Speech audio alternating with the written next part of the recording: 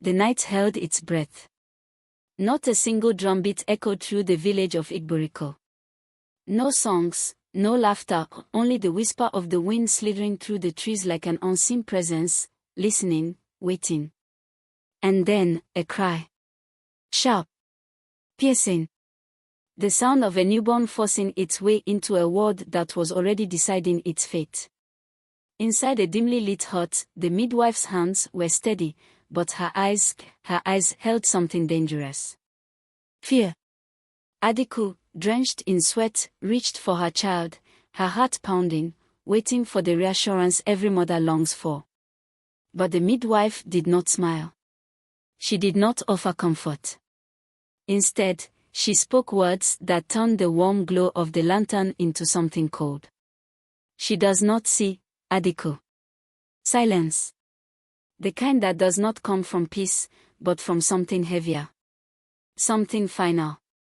The newborn whimpered, unaware that her first breath had already placed her on a path no child should walk alone. Beyond the hut, the village slept, but the wind carried whispers that would spread before dawn, whispers that would twist into fear, into superstition, into something far more dangerous than blindness. And in that fragile moment between night and morning, the unspoken question hovered in the air, thick as smoke. Would they cast her away into the darkness? Or would the darkness one day come for them all?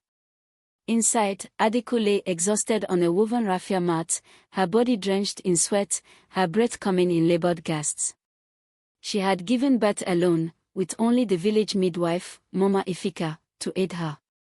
The older woman, whose hands had delivered many of IGBERIKO's children into the world, now held a tiny, delicate bundle wrapped in old cotton cloth.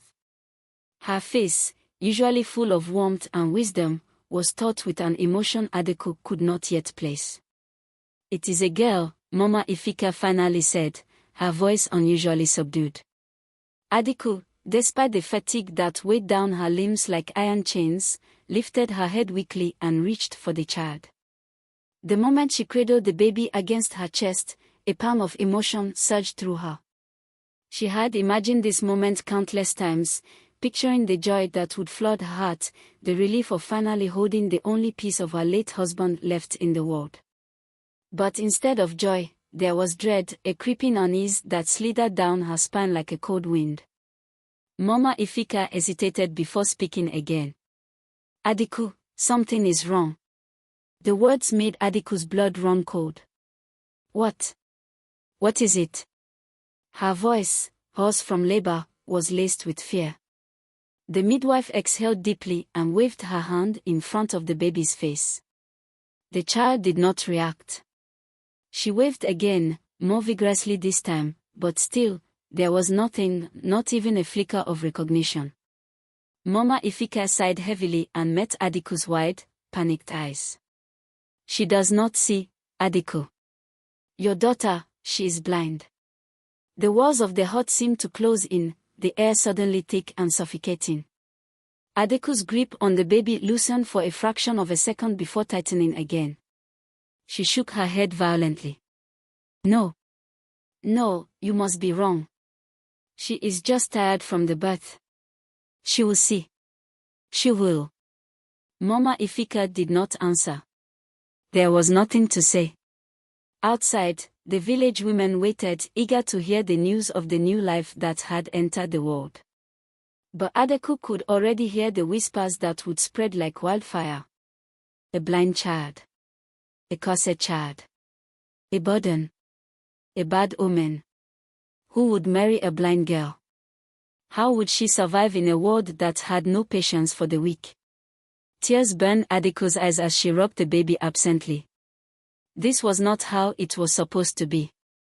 Her husband, Chima, had died months ago, leaving her alone in a world that already had little mercy for widows. Now, she had given birth to a child who would only make her life harder. That night, as the baby whimpered softly beside her, ADAKU made a decision, one that would haunt her for the rest of her days. "Hi besties.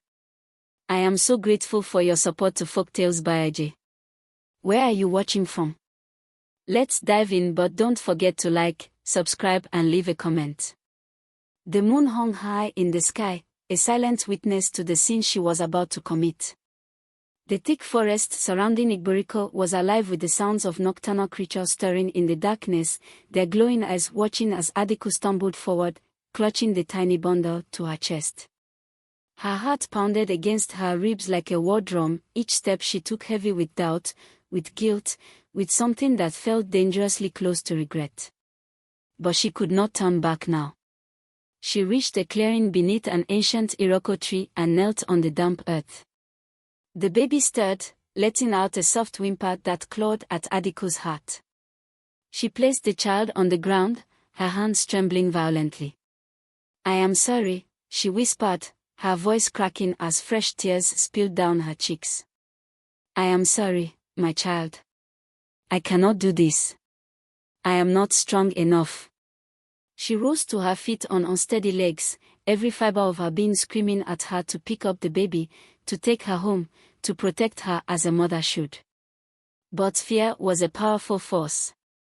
Fear of the whispers, of the shame, of the burden that lay ahead. And so, with one last agonizing look at her daughter, ADAKU turned and ran as though the spirits of the ancestors were chasing her, ran until the cries of her child faded into the distance, swallowed by the thick embrace of the forest. The wind carried the baby's wails through the trees, and somewhere in the distance, a lone figure on horseback slowed to a stop. Dr. Okon, the traveling healer, was on his way back to his settlement after a long journey treating the sick in the neighboring villages. His tired eyes narrowed as he listened to the sound. A child. Here, in the middle of the wilderness. He urged his horse forward, following the cries until he reached the clearing beneath the iroko tree. His breath caught when he saw the bundle lying in the dirt. Without hesitation, he dismounted and rushed forward, carefully lifting the baby into his arms. She was small, frail, her tiny fingers curling instinctively around his thumb. He could feel her weakness, the hunger that gnawed at her little body. "Who would do this to you?" he murmured, rocking her gently. The child quieted, as if sensing the kindness in his voice. Dr. Okon looked around, but the forest was empty. Whoever had left her here was long gone. He sighed heavily. "Well then, little one," he said, "I suppose fate has led me to you." Cradling the child against his chest, he climbed back onto his horse and rode into the night, toward a future neither of them could yet imagine. That night, under the roof of Dr. Okon's modest home, the abandoned child slept in warmth, surrounded by love she had never known. His wife, Ngozi, sat by the fire, gazing at the baby in wonder. "What shall we call her?" she asked softly.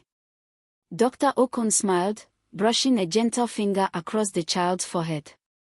"EKEMMA," he said, his voice filled with certainty. "It means, one who is blessed." Ngozi nodded, tears glistening in her eyes.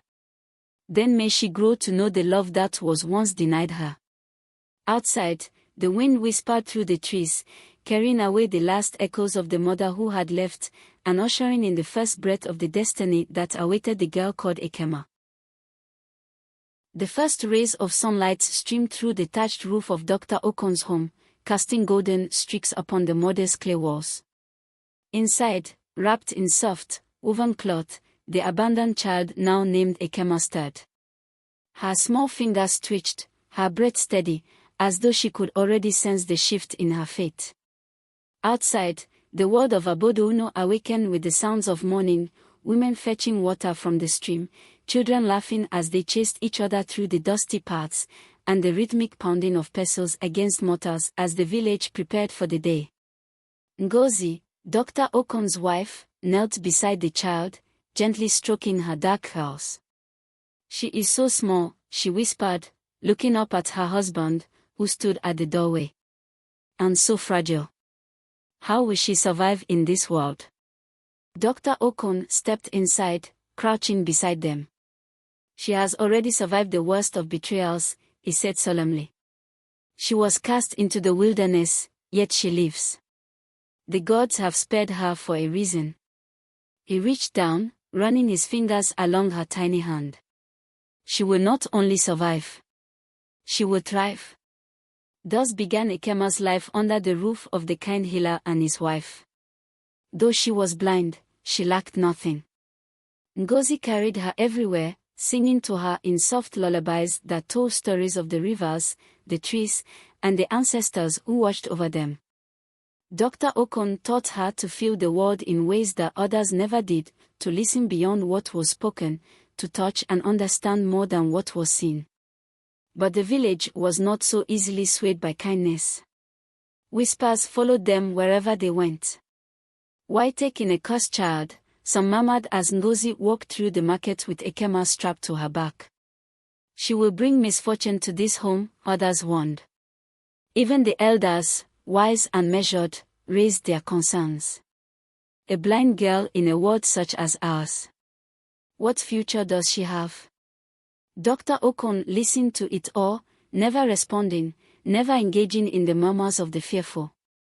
Instead, he focused on teaching EKEMMA how to navigate the world without sight. He led her through the village, encouraging her to trace her fingers along the rough bark of trees, to recognize the difference between the soft grass and the cool clay underfoot. He taught her how to count her steps, how to follow the scent of the river when she needed direction. And most importantly, he taught her to listen, not just to words, but to the heartbeat of those around her, to the rhythm of the wind through the leaves, to the unspoken truths that many overlooked. Years passed, and EKEMMA grew into a striking young girl, her features delicate yet strong, her skin glowing like polished ebony. Though she could not see, she carried herself with a quiet grace, moving with an uncanny awareness that unnerved those who doubted her abilities. She knew the paths of Abodo better than most who could see. She could tell when rain would fall before the first drop ever touched the earth. She could recognize people by the way they walked, by the cadence of their voices, by the energy they carried. But the world was still cruel. Many of the village children avoided her, mocking her when they thought she could not hear. EKEMMA the blind bat, they would jeer. She walks like a spirit lost in the dark. The boys played cruel tricks on her, leaving obstacles in her way, laughing when she stumbled. But she never cried. She never fought back. She simply stood, dusted herself off, and carried on.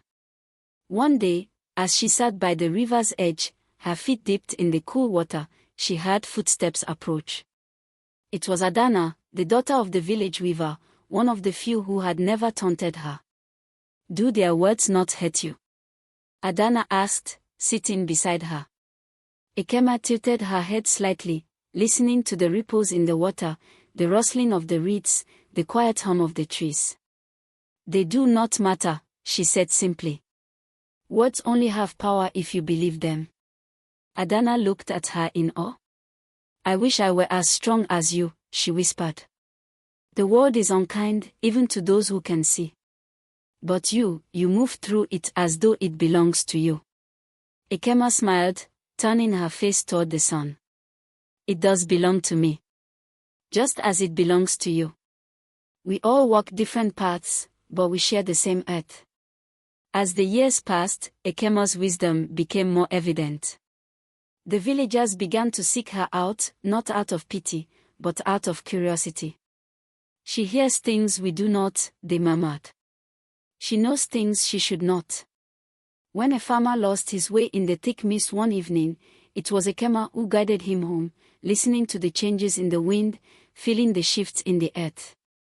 When a child went missing, it was she who led the search, sensing the faintest sound of breathing where others heard nothing.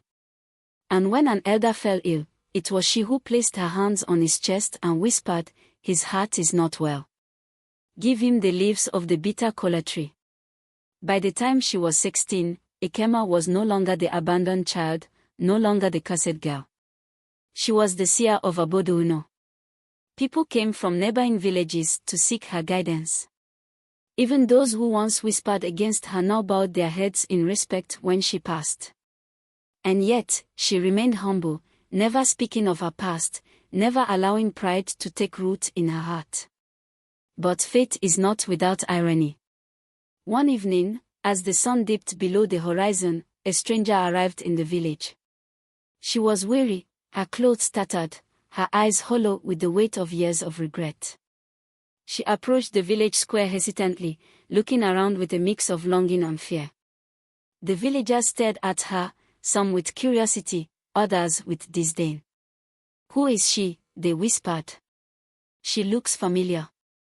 Dr. Okon, now older but still strong, stepped forward, his gaze sharp.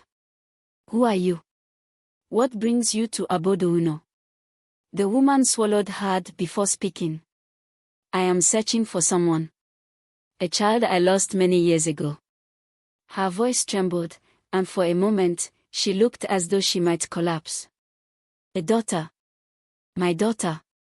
A heavy silence fell over the village. And then, slowly, the crowd parted, revealing a young woman standing at the edge of the square, her face turned toward the sound of the stranger's voice. "EKEMMA." The woman's breath caught in her throat. Tears spilled down her face as she took a step forward. "It cannot be," she whispered. EKEMMA tilted her head, listening, sensing the raw emotion in the air. She did not need to see the woman's face to know the truth. She had felt this presence before, long ago, in the depth of night, beneath the shade of an iroko tree. ADAKU had returned. But she had no idea what she had come back to. And as mother and daughter faced each other after 16 years apart, the village held its breath, waiting for the reckoning that was sure to follow. The village square was silent as EKEMMA and ADAKU stood facing each other, the weight of 16 years pressing down on them like the humid air before a storm. ADAKU's knees trembled as she took a shaky step forward, her hands clasped together as if in prayer. Her once youthful face was now worn with time, her eyes sunken from years of sorrow, but none of that compared to the heavy guilt that filled her heart. She had long feared this moment, the reckoning that was sure to come. And yet, here it was, staring back at her in the form of the daughter she had abandoned. EKEMMA stood tall, her expression unreadable, her head tilted slightly as if she were listening to something beyond the murmurs of the villagers. Though she could not see ADAKU's face, she could hear the pain in her voice, could feel the tremor in her breath, could sense the unbearable shame that radiated from her presence. And yet, there was no anger in EKEMMA's heart, only an emptiness that no amount of regret could fill. "EKEMMA, my child," ADAKU choked, her voice barely above a whisper.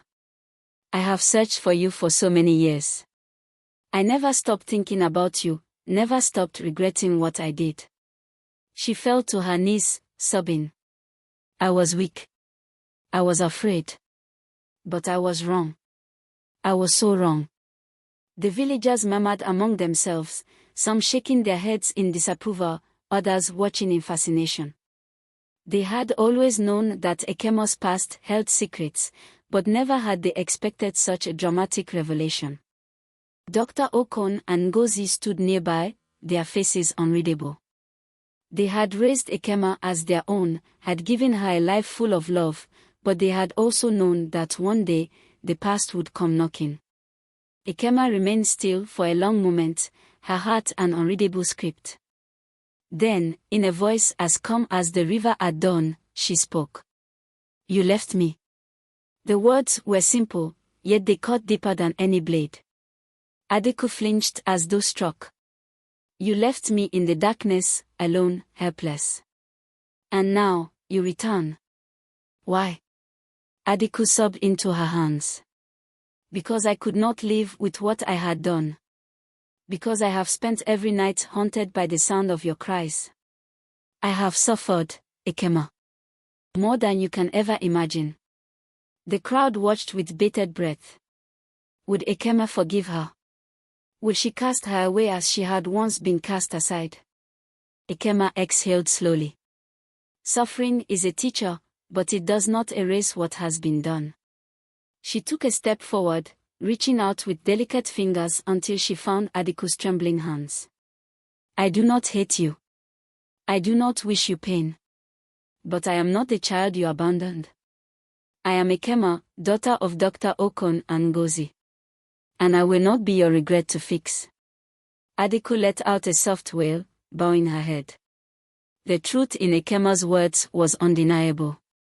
She had come seeking redemption, but redemption was not something that could be given. It had to be earned. The village elder, Chief Obiora, stepped forward, his voice deep with authority. The gods have willed that mother and daughter should meet again.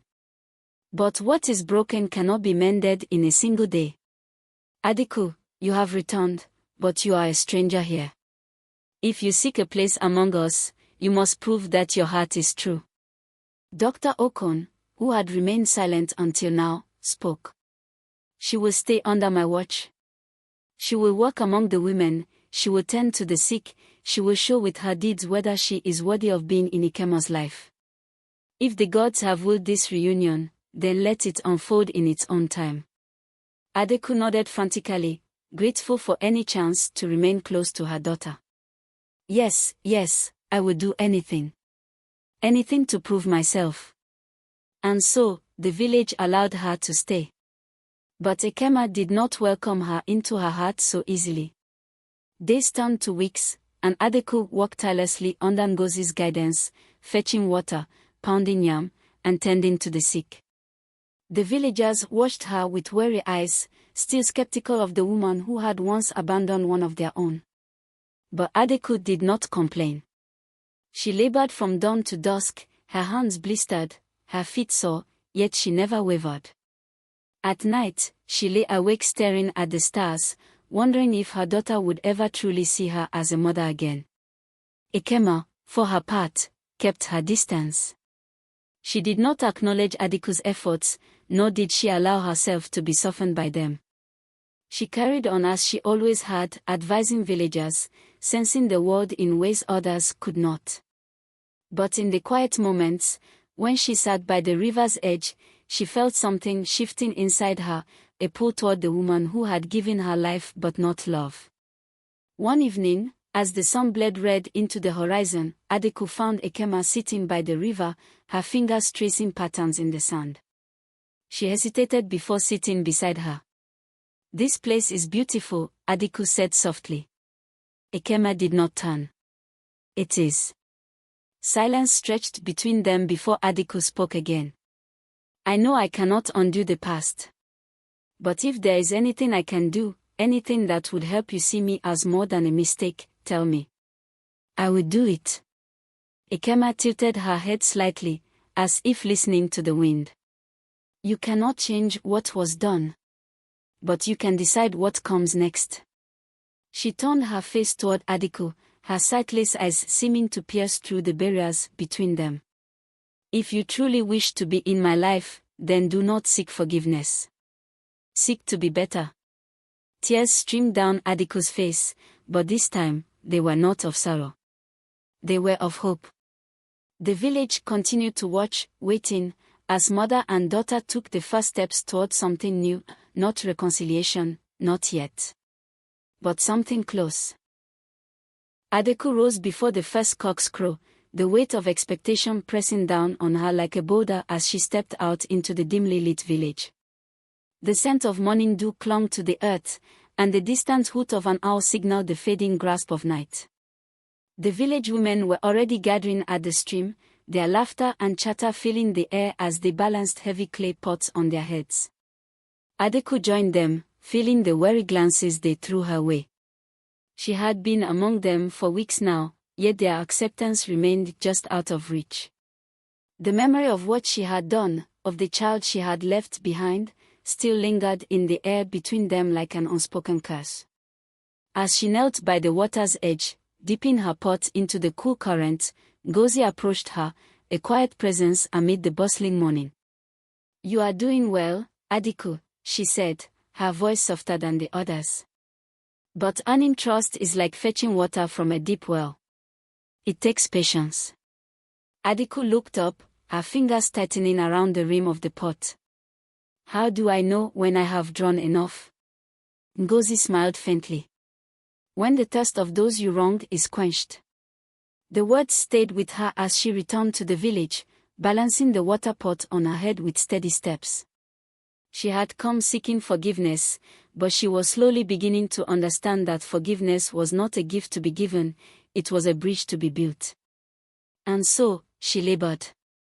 She tended to the children, mending their torn clothes with steady hands. She joined the older women in weaving mats, her fingers blistered from the rushes yet unwilling to rest. She sat by the sick, wiping their brows with damp cloths, whispering prayers to the gods she had once cursed in her darkest nights. Yet, for all her efforts, EKEMMA remained distant, an unmoving star in the sky of her redemption. One afternoon, as ADAKU pounded yam with the other women, a commotion erupted near the chief's hut. A young boy, barely 10, came running through the village, his face streaked with tears. "My sister. My sister has not returned," he wailed. The village fell into a hush. The boy's sister, little Ifunanya, had gone to the river at midday and had not come back. The river was treacherous in certain places, its current stronger than they appeared. Without hesitation, the men gathered, grabbing torches and spears as they prepared to search. But it was EKEMMA who stepped forward first. "I will find her," she said, her voice calm but firm. The villagers exchanged uncertain glances. "How?" one of the men scoffed. "The girl is blind. What can she see that we cannot?" EKEMMA did not waver. She turned her head slightly, listening beyond the skepticism, beyond the voices, to something deeper. "The wind will tell me where she is," she murmured. ADAKU felt her heart clench. She had once believed her daughter to be weak, incapable of surviving in the world. And yet, here she was, standing taller than the men who doubted her. Without thinking, ADAKU stepped forward. "I will go with her." EKEMMA hesitated but did not refuse. Together, they made their way toward the river, the villagers trailing behind them. The sun hung low, casting long shadows across the land. When they reached the water's edge, the men fanned out, calling Ifunanya's name, but EKEMMA remained still, her bare feet sinking into the damp earth. ADAKU watched in silence as her daughter tilted her head, listening, her fingers grazing the air as if feeling an unseen thread. "She is not in the water," EKEMMA finally said. "She is near, but not drowning. She is trapped. Afraid. Somewhere dark." The villagers murmured among themselves, some skeptical, others hopeful. Then, without warning, EKEMMA turned sharply, pointing toward a dense cluster of trees. "There," she said. "The earth there breathes differently." The men hesitated, but ADAKU did not.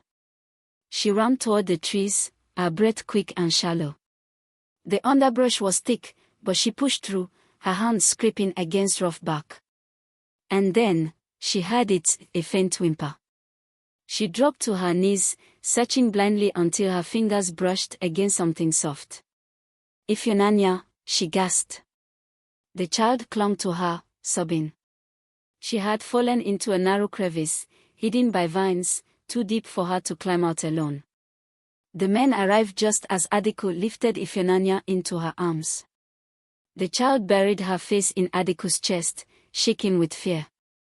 When they emerged from the trees, the village erupted into cheers, but ADAKU's eyes sought only one person. EKEMMA stood where she had been, unmoving, listening.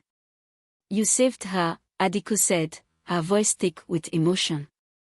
"You saved her when no one else could." EKEMMA tilted her head toward her mother, something unreadable in her sightless eyes. "She was never lost," she said softly. "She was only waiting to be found." The words hit ADAKU like a hammer, the meaning sinking into her bones. Was this not what she had been doing all these years? Wondering, waiting, hoping to be found. Tears welled in her eyes, but she did not let them fall. Instead, she nodded, understanding that the first stone of the bridge between them had finally been laid. That night, as the village celebrated Ifunanya's safe return, ADAKU sat by the fire, her hands resting in her lap. EKEMMA approached her, the flames casting flickering shadows across her face. "You did not leave her behind," EKEMMA said quietly. "You ran toward her when others hesitated." ADAKU swallowed hard. "I wanted to be different this time. I wanted to choose courage, not fear." EKEMMA was silent for a moment before she extended her hand. "Then let us see where courage takes us." ADAKU stared at the offered hand, her heart pounding. And then, with a shuddering breath, she took it. The village watched in quiet awe as mother and daughter sat side by side, the embers of the fire reflecting the first sparks of a bond rekindled. The road ahead would be long, and forgiveness was still a distant dream. But in that moment, under the watchful eyes of the ancestors, a step had been taken. And sometimes, a single step was enough to change everything.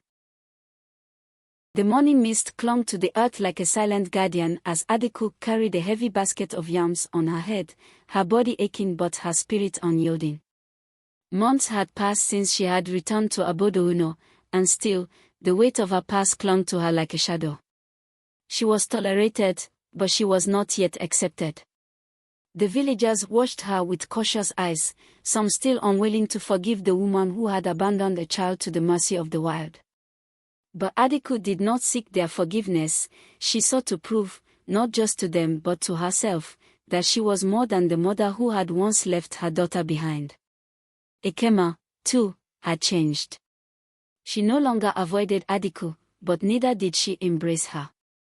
Their conversations were brief, their interactions measured. But there were moments, small, fleeting moments, where something unspoken passed between them. A quiet understanding. A fragile bridge built upon time and effort. One evening, as the village gathered around the central fire to listen to the elders' stories, a desperate cry pierced the air. "Help! My son! My son has fallen into the river." The voice belonged to Nkem, a weaver's wife, and panic rippled through the crowd. The river was strong this time of year, its currents fierce and unforgiving. Without hesitation, ADAKU dropped the basket she had been carrying and ran toward the water's edge. Others followed, their torches illuminating the dark waves. EKEMMA arrived moments later, her breath steady despite the urgency in the air. She tilted her head, listening. "He is still alive," she murmured. "I can hear his breath, weak but present." ADAKU plunged into the water without thinking. Gasps echoed behind her, for she was not a strong swimmer, but she did not care. She fought against the raging currents, searching desperately for the child. And then, just as her limbs began to tire, she felt a small, struggling body beneath the water. With all the strength she had, she pulled him into her arms and kicked toward the surface. Strong hands helped her onto the shore, and she collapsed onto the ground, coughing up river water as Nkem gathered her son into her arms, sobbing in relief. The boy was weak but alive.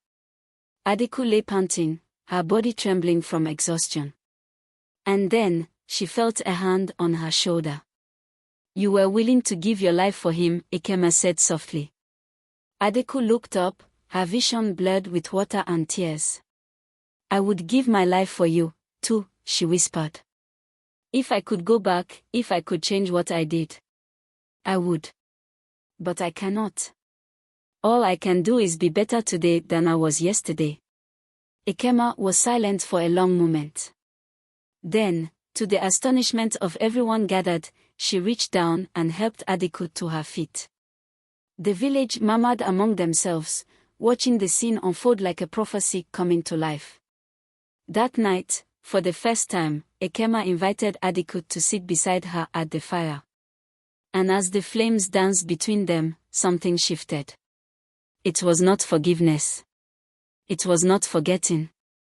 But it was the beginning of something new. And sometimes, that was enough. From that day on, ADAKU was no longer a stranger in Obodo. She was still the woman who had made a terrible mistake, but she was also the woman who had risked everything to make amends. And EKEMMA, the girl who had once been abandoned, had become a woman who could see without sight, who could feel the truth in people's hearts. Their story was no longer one of pain, but of transformation. Of loss, but also of redemption. And in the quiet moments, when the wind carried the whispers of the past, they listened, not with sorrow, but with understanding. For the past was unchangeable. But the future was theirs to write. Thank you besties for watching till the end. What do you think of this story, and did it remind you of anyone? Please share in the comment section. Don't forget to like, share, comment and subscribe to Folktales by IG, so we can keep bringing you inspiring African folktale stories on Folktales by IG.